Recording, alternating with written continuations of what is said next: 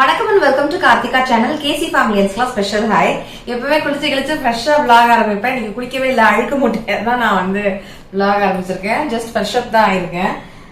காலையில பிரேக்ஃபாஸ்ட் எல்லாம் முடிஞ்சிருச்சு. கிச்சன் எவ்வளவு சுத்தமா கிளீனா இருக்கு பாருங்க. ஆனா கொஞ்சம் மன வருத்தத்தோட இருக்கேன். என்னன்னு பாத்தீங்கன்னா கிச்சன்ல அழகா சேஞ்ச் பண்ணி கிளீன் பண்ணி உங்களுக்கு வீடியோஸ் வந்து கொடுக்கலாம் அப்படின்னு நினைச்சு இந்த சைடு வந்து அவன் எல்லாம் வச்சு இந்த சேஞ்சஸ் எல்லாம் நான் வந்து கொஞ்சம் பண்ணேன். இதெல்லாம் ஃபுல்லா டீப் கிளீன் பண்ணி இந்த இடத்த வந்து ரீஆர்கனைஸ் பண்ணி வச்சேன்.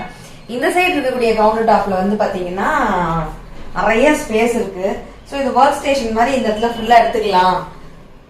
சமைச்சு முடிச்சதெல்லாம் இந்த பக்கம் வைக்கிறதுக்கு வச்சுக்கலாம். இந்த பக்கம் இங்கெல்லாம் நிறைய இடம் இருக்கு அப்படின்னு சொல்லிட்டு நான் நினைச்சேன். விநாயகர் சதுர்த்தி அன்னைக்கு நீங்க பாத்துருந்துருப்பீங்க ஃப்ரிட்ஜ் வந்து ரிப்பேர் ஆயிடுச்சுன்னு. நேத்து வந்து ஃப்ரிட்ஜுக்கு ரிப்பேருக்கு ஆள் வந்தாங்க. வந்த போது என்ன ஆயிடுச்சுன்னா செக் எல்லாம் பண்ணி பார்த்துட்டு என்ன சொன்னாங்க, கம்ப்ரஸர் போயிடுச்சுன்னாங்க. அதாவது ஏதோ ஒரு ஷார்ட் போயிடுச்சு. அந்த கம்ப்ரஸர்ல ஏதோ ஒரு ஷார்ட், ரெண்டு லைன்ல ஒரு லைன் போயிடுச்சு. லைன் இருக்குமா, அதுல ஒரு லைன் வந்து போயிருக்கும். It's because of voltage fluctuation இருக்கலாம், அப்படி இல்லைன்னா நிறைய டஸ்ட் இருக்கலாம் அப்படின்னாங்க. வோல்டேஜ் ஃபிளக்சுவேஷன் இந்த அபார்ட்மெண்ட்ல நிறைய இருக்கு. மழை பெஞ்சா டப்புன்னு கரண்ட் போயிடும், கரண்ட் போய் வரும் படுக்குன்னு போயிட்டு வரும். நிறைய ப்ராப்ளம் இந்த அபார்ட்மெண்ட்ல இருக்கு. ஸோ அதுல வந்து ஒரு மேஜர் ப்ராப்ளம் கரண்ட் ஃபிளக்சுவேஷன். அதுல வந்து போயிருக்க வாய்ப்பு இருக்கு அப்படின்னு சொல்லியிருந்தாங்க. அது கம்ப்ரஸர் டிபார்ட்மெண்ட் தனியா வேற ஒருத்தவங்க வருவாங்க, இன்னைக்கு வருவாங்கன்னு சொல்லியிருக்காங்க. ஃப்ரிட்ஜ்ல வந்து பாத்தீங்கன்னா பாருங்க, சாமிக்கு படைச்ச தேங்காய் இதே வாஷ் பண்ணி வெளில வச்சிருக்கேன் நானு. அடுத்தது ஃப்ரிட்ஜ்ல இருந்த எல்லா தக்காளியும் எடுத்து வாஷ் பண்ணி ட்ரை பண்ணி இந்த மாதிரி பேஸ்கெட், நல்ல வேலை இந்த பேஸ்கெட்ல இருங்க நான் வரேன். இதோ பாருங்க இந்த பேஸ்கெட். இந்த ஃப்ரிட்ஜ் எல்லாம் வரதுக்கு முன்னாடி எப்படி பேஸ்கெட்ல எங்க நம்ம பாட்டிங்க எல்லாம் வந்து வச்சிருப்பாங்கல்ல காய்கறி, அந்த மாதிரி பாருங்க ஃப்ரிட்ஜ்ல இருந்த எல்லா காய்கறியும் இவ்வளவுதான். நல்ல வேலை இந்த வீணா போற மாதிரி இருக்கிற காயெல்லாம் நம்ம முன்னாடியே செஞ்சு காலி பண்ணிட்டோம். இந்த காய் தான் இருக்கு, இனிமேலும் நம்ம காய் வாங்க கூடாது. ஃப்ரிட்ஜ்ல வந்து ரெடி ஆனதுக்கு அப்புறம் தான் காய் வாங்கணும். இங்க இருக்க காய்கறிகளை வச்சு இப்ப என்ன சமைக்கலாம் அப்படின்னு பாக்கணும். இந்த கவுண்டர் டாப் நல்லா காலியா இருந்தாங்க, நிறைய ஸ்பேஸ் இருக்கும், யூஸ் பண்ணலாம் அப்படின்னு பிளான் பண்ணேன் நானு. கடைசியில திருப்பி இந்த காய்கறிகள்லாம் வந்து அடுக்கிற நிலைமைக்கு ஆயிடுச்சு. எனக்கு இந்த இடம் ஃப்ரீயாவே கிடைக்க மாட்டேங்குது. சோ இப்ப வந்து என்ன பண்ண போறேன் அப்படின்றதெல்லாம் நான் உங்களுக்கு சொல்றேன். இதுதான் வந்து சொல்லுவாங்க, நம்ம நினைச்சா தெய்வம். என்னடா இது ஒரு சின்ன விஷயத்துல கூட இந்த மாதிரி மாத்தி போட்டு தாக்குது நம்ம கிரகம் அப்படின்ற மாதிரி இருக்கு. But it's okay. இந்த மாதிரி லைஃப் ஸ்டைலும் நல்லா தான் இருக்கு. நான் வந்து இப்ப என்ன பண்ண போறேன் அப்படின்னு பாத்தீங்கன்னா, குழம்பு மிளகாய் தூள் வந்து கொஞ்சம் தீந்துருச்சு.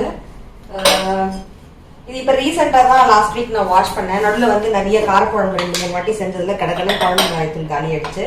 அப்புறமா நம்ம அதை வாஷ் பண்ணிக்கலாம். இப்போதைக்கு நான் இதை அப்படியே ரீஃபில் பண்ணிட போறேன்.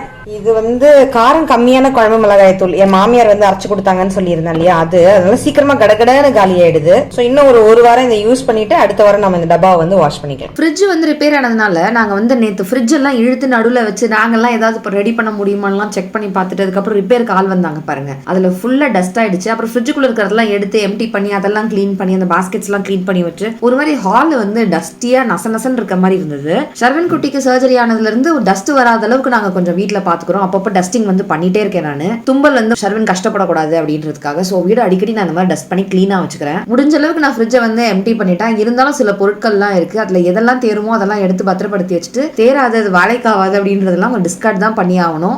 ரொம்ப நம்ம அதை சரி பண்றோம் எடுத்து வைக்கிறோம் அப்படின்னு எடுத்து வச்சுட்டு அதை சாப்பிட்டு உடம்புக்கு வந்து அது கேடாயிடக்கூடாது. அக்கா வீட்லயும் ஓரளவுக்கு தான் ஃப்ரிட்ஜ்ல வந்து வச்சுக்க சொல்லி நம்ம கொடுக்க முடியும். அவங்களுக்கும் இடம் வேணும் இல்லையா, இருந்தா தானே நம்ம வைக்க முடியும். அதனால இன்னும் இருக்கிற மீதி பொருள்லாம் நான் ஃப்ரிட்ஜ்ல இருந்து ஃபுல்லா டீப் கிளீனிங் பண்ணணும். அது என்னன்னே தெரியலங்க. வீட்டுல ஏதாவது ஒரு அழகுக்கு ஒரு டேபிளோ இல்ல ஒரு டைனிங் டேபிளோ சின்னதா ஒரு ஃபிளவர் வைக்கிறதுக்காக ஓரத்துல ஒரு சின்ன ஸ்டாண்டோ ஏதாவது ஒண்ணு வச்சா வீட்டுல எந்த பொருளா இருந்தாலும் நம்ம வீட்டுல குட்டீஸ்ல இருந்து பெரியவங்க வரைக்கும் எடுத்துட்டு வர பொருள் அந்த டேபிள் மேல இல்ல கட்டில் மேல இல்லைன்னா அந்த ஸ்டூல் மேல என்ன இருக்கோ வாட்டமா அது மேல வச்சிடுறாங்க.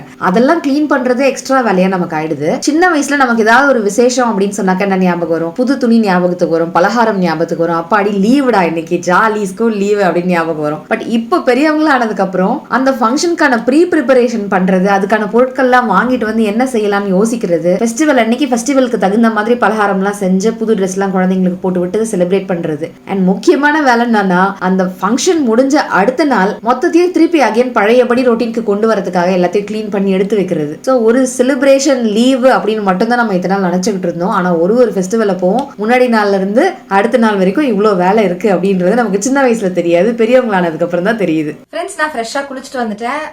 கிச்சனுக்கு போகணும்னு நினைச்சாலே, சமைக்கணும்னு நினைச்சாலே கடற்கரை சமையல் வேலையை முடிக்கிற ஆள் நானு.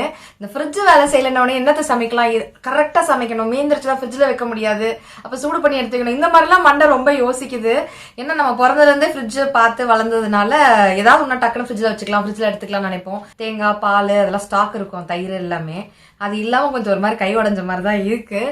ஸோ அதே மண்டல யோசனையா இருந்துச்சு. ஃப்ரெஷ்ஷாக குளிச்சுட்டு வந்தோன்னா ஓரளவுக்கு இப்போ கொஞ்சம் மைண்டும் ஃப்ரெஷ்ஷாக இருக்குது. என்னோட ஸ்கின் கொஞ்சம் கிட்டக்க வந்து பார்த்தீங்கன்னா தெரியும். இப்போ கிளைமேட் வந்து சேஞ்ச் ஆயிருக்கிறதுனால நான் ரெகுலராக ஸ்கின் கேர் பண்ணுறேன். இருந்தாலும் அந்த ட்ரைனஸ் வந்து எக்ஸ்ட்ரீமாக இருக்குது. நிறைய நம்ம யோசிக்கிற ஸ்ட்ரெஸ் ஃபேக்டர்லாம் கூட இருக்கலாம். இந்த கொரியன்ஸ்க்குலாம் மட்டும் இந்த மாதிரி கிளாஸ் ஸ்கின் நல்லா ஷைனாக எப்படி இருக்குதுன்னே எனக்கு தெரியவே மாட்டேங்குது. அதனாலேயே நான் வந்து ஸ்கின் கேர்லாம் இப்போ நான் ரெகுலராக ஒழுங்காக பண்ணிடுறேன். ஸோ நான் இப்போ ரீசெண்ட் டைமில் ரெகுலராக யூஸ் பண்ணிட்டு இருக்க ஒரு சிரம் பற்றி தான் உங்களுக்கும் நான் காட்ட போகிறேன். குட் வைப்ஸ்ல இருந்து ரோசிப் சீரம் தான் எடுத்துக்கிறேன். இதை பற்றி நான் ஏற்கனவே உங்களுக்கு வந்து வீடியோவில் ஷேர் பண்ணியிருந்திருக்கேன். எனக்கு ரொம்பவே நல்லா இருக்கு. முக்கியமாக நைட் டைம் ஸ்கின் கேரில் இதை ஆட் பண்ணிட்டு மறுநாள் காலையில் நான் எந்திரிச்சு பார்க்கும்போது என் ஃபேஸ் அவ்வளோ நல்லா இருக்கு. நான் காலையில் எந்திரிச்சு பாத்ரூம்குள்ளே போனோன்னா கண்ணாடியில் பார்த்தாலே அந்த கண்ணாடியில் என் ஃபேஸ் ரொம்ப ஒரு மாதிரி ஷைனியாக நல்லாவே இருக்குன்னு சொல்லுவேன். ஸோ எனக்கு டைம் கிடைக்கும் போதெல்லாம் மார்னிங் நைட்டு நான் 2 டைம் நான் வந்து யூஸ் பண்ணுறேன். இதை கிளென்ஸ் பண்ண ஸ்கின்ல டைரெக்டாக நீங்கள் இதை யூஸ் பண்ணிக்கலாம். யூஸ் பண்ணி நல்லா மசாஜ் பண்ணிக்கலாம். உங்கள் ஃபேஸில் மிஸ் ஆகக்கூடிய அந்த க்ளோவை இது வந்து நல்லா கொடுத்துரும். அண்ட் பிக்மெண்டேஷன்ஸ் இருக்குது அப்படின்னாக்கா அதை ரெடியூஸ் பண்ணி ஸ்கின்னை நல்லா பிரைட்டன் பண்ணி கொடுக்கும். அண்ட் கம்ப்ளெக்ஷனை இம்ப்ரூவ் பண்ணுறதுக்கும் இது ஹெல்ப் பண்ணும். என்ன மாதிரியே உங்களுக்கும் ட்ரை ஸ்கின் இருக்குது அப்படின்னாக்கா நல்லா உங்கள் ஸ்கின்னுக்கு ஒரு ஹைட்ரேஷன் இது கொடுக்குது. ஸோ நல்லா ஸ்கின் வந்து பார்த்தீங்கன்னா நல்லா ரேடியண்டாகவும் இன்ஸ்டன்ட்டாக அதை அப்ளை பண்ணோடனே ஒரு க்ளோ வந்து வந்துடும். உங்களுக்கு பார்த்தாலே தெரியும். கண்டினியூஸாக நீங்கள் யூஸ் பண்ணீங்கன்னா ஆமாக்கா எனக்கும் அதே மாதிரி ரிசல்ட்ஸ் வந்து கிடைச்சிருக்கு அப்படின்னு நீங்களுமே சொல்லுவீங்க.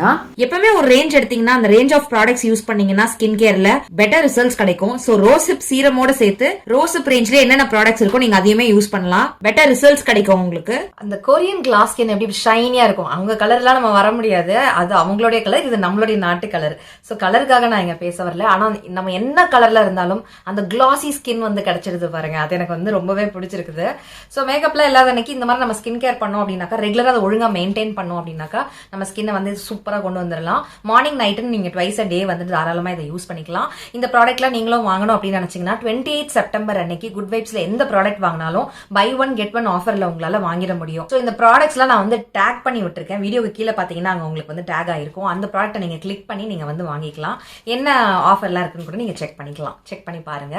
நான் ஒரு பொட்டு மட்டும் வச்சுட்டு லைட்டா தலையெல்லாம் வாரிட்டு நான் வந்துடுறேன். கிச்சனுக்குள்ள போயிட்டு இருக்கிறத வச்சு என்ன சமைக்க முடியும்னு பார்க்கலாம். ஒரு இன்ட்ரெஸ்டோட கிச்சனுக்குள்ள போயிட்டு இருந்தேன். என்ன ஏண்டா கிச்சனுக்குள்ள போறோம் அப்படின்ற மாதிரி தோணுது. ஒரு ஃப்ரிட்ஜ்ல ஒரு கை இப்படி உடஞ்சு போன மாதிரியே இருக்குது.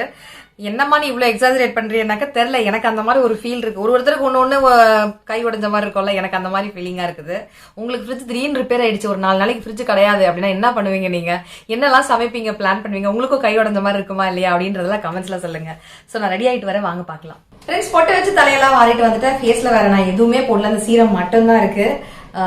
வாங்க பார்க்கலாம். இப்போ நான் என்ன செய்யலாம்னு முடிவு பண்ணியிருக்கேன் அப்படின்னாக்கா, முளைவிட்ட பச்சை பயிறு பாக்கெட் வந்து வாங்கிட்டு வந்திருந்தேன். ஸோ அது அப்படியே வீணாயிரும். அதை வச்சு நம்ம வந்து இப்போ ஒரு குழம்பு செய்ய போகிறோம்.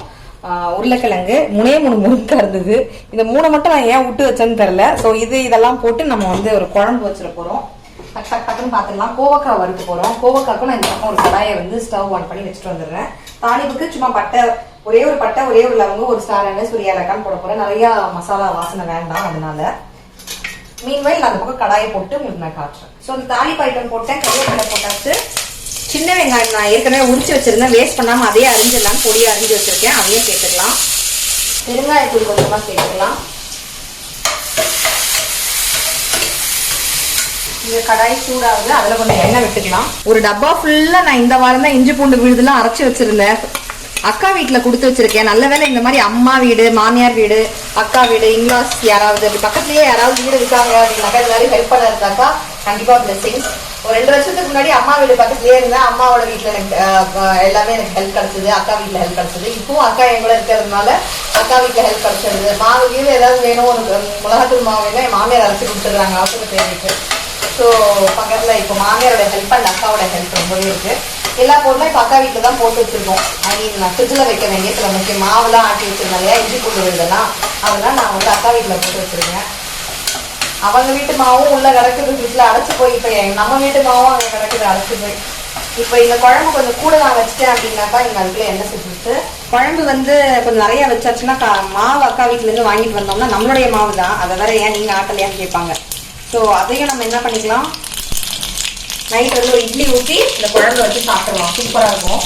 கடுகு உளுத்தம் பருப்பு சீரகம் போட்டாச்சு, ஆஸ் யூஷுவல் என்னுடைய ராஜாணி பிரியாணி. பெருங்காயம் போட்டாச்சு, கருவேப்பிலை போட்டாச்சு, டைரெக்டாக பூவக்காய் போட்டுற போகிறேன். இந்த வெங்காயம் இஞ்சி பூண்டு வெடிலாம் நல்லா வதங்கிட்டு தக்காளி ஆட் பண்ணிடலாம். தக்காளி வதங்கிறதுக்கு தேவையான அளவு உப்பு, இந்த ரெசிபிக்கு தேவையான அளவு உப்பு இப்போவே நான் ஓரளவுக்கு போட்டுடுறேன். எஸ், அந்த பக்கம் கோவக்காய்க்கு தேவையான அளவு உப்பு இப்போயே நம்ம போட்டுடலாம்.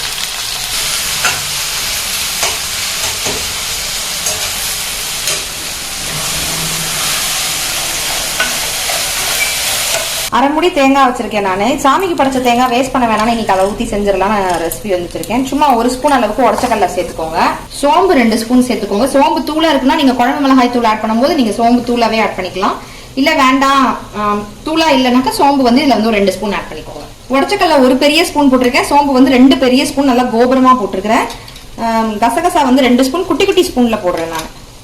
சரிங்களா? இப்போ இது நல்லா வழுவழுன்னு விழுத அரைச்சிட்டு வந்துருங்க. தேங்காய் வந்து தோல் இல்லாம போட்டிருக்கேன். நல்லா எண்ணெய் பிரிஞ்சு வதங்கி வந்துருச்சு. இப்போ நான் கட் பண்ணி வச்சிருக்கக்கூடிய உருளைக்கிழங்கு, முருங்கைக்காய் ஆட் பண்ணிக்கிறேன். 2-3 வதங்கி இது வதங்கட்டும்.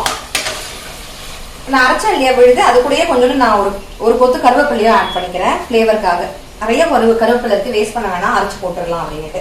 1 கொத்தோ 2 கொத்தோ போட்டுக்கலாம். ஏன்னா ஒரு 4-5 இலை புதினா கொஞ்சோண்டு கொத்தமல்லி இலையும் நீங்க அரைச்சு போடுறதா இருந்தா போடலாம், ஃப்ளேவர் நல்லா இருக்கும். அரைச்ச விழுத நான் இந்த மாதிரி ஊற்றி ஒரு கிண்ணத்துல ஊற்றிக்கிறேன். ஊற்றிட்டு தேவையான அளவு தண்ணி அதில் மிக்ஸ் பண்ணி நான் வச்சுக்கிறேன். இன்னும் 2-3 வதக்கியாச்சு. இது கூடயே நான் பச்சை பருப்பை வந்து ஒரு கழுவி இருக்கேன். நான் கடையில வாங்கினது இல்லையா, அதனால நான் வந்து ஒரு வாட்டி அலசிக்கிட்டேன். ஸோ நம்ம அதையும் போட்டு நல்லா வதக்கிடலாம். வதக்கிட்டு உங்களுக்கு தகுந்த மாதிரி நீங்க காரம் வந்து ஆட் பண்ணிடுங்க. நல்லா 2 ஸ்பூன் அளவு போட்டுக்கோங்க. இது வந்து காரம் கம்மியான குழம்பு மிளகாய் தூள் அப்படின்றதுனால நான் 3 ஸ்பூன் போட்டுக்கிறேன். உங்க வீட்டுல யூஸ்வலா நீங்க அரைக்கிறது காரத்துக்கு தகுந்த மாதிரி அட்ஜஸ்ட் பண்ணி போட்டுக்கோங்க. நல்லா கோபுரமா 2 ஸ்பூன் போட்டீங்கன்னா சரியா இருக்கும். சோம்பு போட்டு நீங்க அரைக்கலன்னா இந்த நேரத்துல 2 ஸ்பூன் சோம்பு தூள் வந்து ஆட் பண்ணிக்கோங்க. மஞ்சள் தூளும் நான் ஆட் பண்ணிக்கிறேன். நல்லா இது வதக்கிடலாம். நல்லா வதங்கியாச்சு. லைட்டா அந்த பச்சை வாசனை போயிடுச்சு. அந்த அளவுக்கு நம்ம வதக்கியாச்சு. இந்த நேரத்துல நம்ம அரைச்சு வச்சிருக்கோம் இல்லையா, அதை நம்ம சேர்த்துடலாம். அடியில் அந்த வண்டல் மாதிரி இருக்கு இல்லையா, நான் அதை கீழே ஊற்றிட்டு வந்துடுறேன். அதை நான் யூஸ் பண்ண மாட்டேன் எப்பவுமே. நல்லா ஒரு மிக்ஸ் கொடுத்துடலாம். உங்களுக்கு தேவைப்பட்டுச்சுன்னா இன்னும் கொஞ்சம் தண்ணி ஊற்றிக்கோங்க. நல்லா தாராளமாக தண்ணி விடலாம். ஏன்னா கொதிச்சு உங்களுக்கு வந்து வெந்து வரணும்.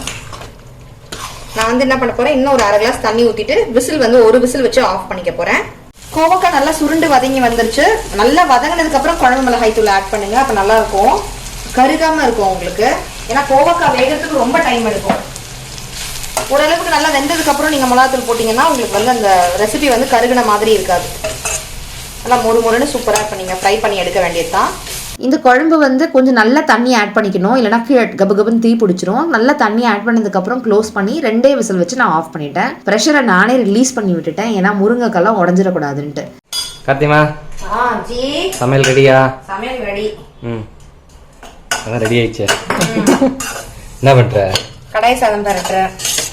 நல்லா மொறுமொறுன்னு கோவக்காய் இருந்தது, நல்லா கொஞ்சம் நேரம் பரட்டிடலாம். ஆளுக்கு ஒரு உருண்டை வச்சு சாப்பிடலாம். சூப்பர். கடாய் சாதம் பரிமாறிட்டுமா? சுட சுட சாப்பிட்டுடலாமா? சாப்பிட்டுடலாம். நல்லா சுட சுட இருக்கு. வாங்க. முருங்காவே காணோம், நான் தேடிக்கிட்டு இருக்கேன்.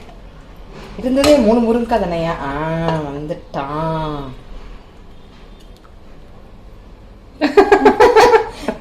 காணம் தேடினேன், விழுந்தா 2ஆ விழுகுது, இல்லைன்னா வரவே மாட்டேங்குது. சோ சுட சுட பச்சை பயிறு முருங்காய் உருளைக்கிழங்கு போட்டு குழம்பு, கோவக்காய் வறுவல், கோவக்காய் கடாய் சாதம். கடாய் சாதம் என்ன வான்னு இழுக்குது.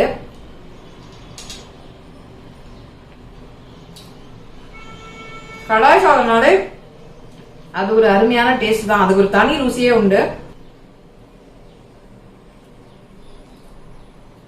சூப்பரா இருக்கு இந்த குழம்பு. கொஞ்சம் இன்னும் உப்பு போட்டா, 1 கல் உப்பு போட்டாக்கா சூப்பரா இருக்கும். உப்பு கொஞ்சோண்டு கம்மியா இருக்கு. நான் உப்பு சேர்த்து சாப்பிட போறேன். நீங்களும் வீட்டுல ட்ரை பண்ணி பார்த்துட்டு எப்படி இருக்கு அப்படின்னு சொல்லுங்க. இந்த vlog உங்களுக்கு பிடிச்சிருந்துச்சு அப்படின்னு சொல்லுங்க. பிடிச்சிருந்துச்சு அப்படின்னாக்கா இந்த கமெண்ட்ஸ்ல வந்துட்டு முக்கியமான ஒரு விஷயம் ஷேர் பண்ண மறக்காதீங்க. ஃப்ரிட்ஜ்ல தான் நீங்க என்ன பண்ணுவீங்க ஒரு வாரத்துக்கு அப்படின்றத எனக்கு வந்து கமெண்ட்ஸ்ல சொல்லுங்க. என்ன மாதிரி குழம்பு எல்லாம் யோசிப்பீங்க அப்படின்றத எனக்கு சொல்லுங்க. ஃப்ரெண்ட்ஸ், பூ வந்து வாங்கினது கொஞ்சம் நிறையவே இருந்தது. ஃப்ரிட்ஜ் வரை ப்ரிப்பேர் ஆயிட்டதுனால இருக்கிற பூவெல்லாம் கட்டிடலாம் அப்படின்னு சொல்லிட்டு மல்லி முல்லையெல்லாம் நான் அப்படியே சாமிக்கு வந்து மாலையா போட்டுட்டேன். மல்லிகைப்பூ பாத்தீங்கன்னா முல்லை இருந்தா தலையில எல்லாம் வச்சுக்கலாம். சாமந்தி பூ என்ன பண்ண முடியும், சாமிக்கு தான் வைக்க முடியும். சோ என்ன பண்ணிடலாம்னு பாத்தீங்கன்னா, ரோஸ்லாம் வந்து உதிர்ந்து வர ஆரம்பிச்சிருச்சு. சோ அதை வந்து ஊசியில இந்த மாதிரி கோத்தாச்சு. அந்த ஊசியை விட்டு அது வெளில வரக்கூடாதுன்றதுக்காக இந்த பக்கம் 2 ஊசியோட அந்த ரோஸோடைய காம்பு இருக்கும்ல, அதை வச்சு அணை கட்டுற மாதிரி கட்டியாச்சு. டெக்னிக்கா யோசிச்சிருக்கேன் பாருங்க.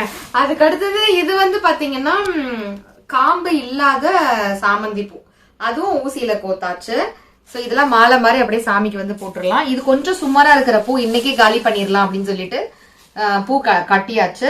அப்புறம் ரோஸ்லாம் கொஞ்சம் கொஞ்சம் இருந்தது, அதெல்லாம் கூட வாசல்ல போட்டுடலாம் அப்படின்னு கட்டி வச்சுட்டேன் நான்.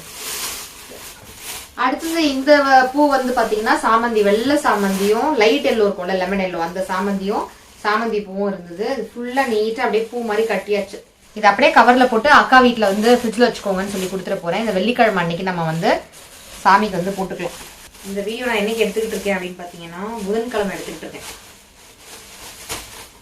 ஸோ ஃப்ரைடே வரைக்கும் இது தாங்கும் ஃப்ரிட்ஜில் வச்சாக்கா. மீதி இந்த பூவெல்லாம் வந்து கொஞ்சம் அலங்காரம் பண்ணி சாமிக்கு வந்து பூ போட்டு ஈவினிங் வந்து விளக்கேற்றிடலாம். வாங்க காமிக்கிறேன். சாமிக்கு 1-2 பூ போட்டால் கூட அந்த பூ வந்து மனமாக இருக்கும் பொழுதே போட்டுடணும். அதோட வாசம்லாம் போனதுக்கப்புறம் போடக்கூடாதுன்னு சொல்லுவாங்க. ஸோ நல்ல வாசனையாக இருக்கும் பொழுதே நல்லா சாமிக்கு தாராளமாக போட்டுடலாம் அப்படின்னு முடிஞ்ச அளவுக்கு இருக்கிற பூ எல்லாத்தையுமே காலி பண்ணுற அளவுக்கு நான் கடைசியில் போட்டுட்டேன். எடுத்து வைக்கல நான். வாசலுக்கும் அழகாக நிறையா போட்டாச்சு. மாலை மாதிரியே போட்டுட்டேன் நான். கையில் இருந்த எல்லா பூவுமே ரொம்ப அழகாக இருந்தது சாமி அறையை பார்க்கறதுக்கு. இவ்வளோ பூ கட்டணுமே, மெனக்கெடலாக இருக்கே அப்படின்னு தான் யோசித்தேன். பட் அது முடிஞ்சதுக்கப்புறம் சாமிக்கு போட்டு பார்த்ததுக்கு அப்புறமேட்டு அவ்வளோ ஒரு திருப்தின்னு தான் சொல்லணும். வீடுமே அப்படிதான், என்னடா இவ்வளோ வேலை இருக்கே அப்படின்னு யோசிக்கிற மாதிரி தான் இருக்கும். நான் செஞ்சு முடிச்சுட்டு வீட்டை திரும்பி பார்க்கும்போது வீட்டில் இருக்கவங்க எல்லாரும் கரெக்டாக சாப்பிட்டாங்க அப்படின்னு பார்த்துட்டு நம்ம நிம்மதியாக ஒரு தூக்கம் தூங்குவோம் பாருங்க. அந்த நிம்மதிக்கு வந்து என்ன வேற எதுவுமே கிடையாது. இவ்வளோ நேரம் இந்த வீடியோவை பார்த்து ரசிச்சமைக்கு நன்றிகள். தேங்க்யூ ஸோ மச் ஃபார் வாட்சிங் ஃப்ரெண்ட்ஸ். Take care. டாடா. பாய்.